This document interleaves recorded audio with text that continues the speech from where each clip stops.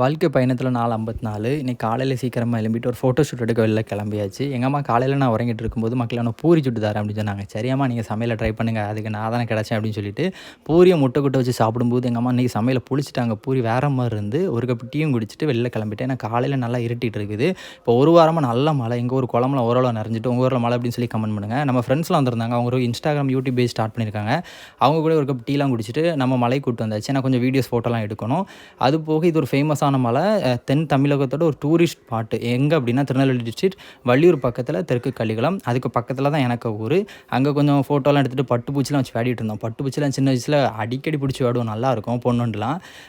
பெரிய கோபுரம் பார்த்துட்டுங்க அந்த கோயில், அங்கேயும் போயிட்டு அதுக்கப்புறம் நம்ம எங்கள் மாமி வீட்டுக்கு வந்தாச்சு. நான் பிறந்து வளர்ந்த வீடு இது. அப்புறம் மாமி பைப் வைக்கணும் அப்படின்னு சொன்னாங்க. அதுக்கு பொருள் வாங்கிட்டு வர முன்னாடி நல்லா இருட்டிட்டு வீட்டுக்கு வந்தோம். நல்லா மழை பெஞ்சிட்டு கொஞ்ச நேரம் மழையில் ஃபோட்டோலாம் எடுத்துகிட்டு அதில் வீடியோலாம் எடுத்துகிட்டு குளிச்சாச்சு. அந்தால குளிச்சுட்டு ஒரு get ready with me video எடுத்துகிட்டு ஒரு 3:30 போல தான் சாப்பிட்டேன்.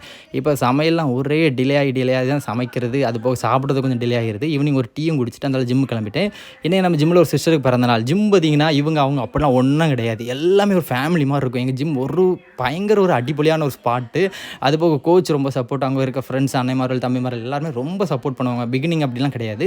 இன்றைக்கி நம்ம ஷோல்டர் தான். அப்புறம் ஒர்க் அவுட்லாம் முடிச்சுட்டு சூப்பும் ஷவர்மா சாப்பிட முடியாது, அதையும் சாப்பிட்டு இன்றைக்கான சாப்பாடு சாப்பிட்டு நாளை ஜம்முன்னு முடிச்சிட்டேன்.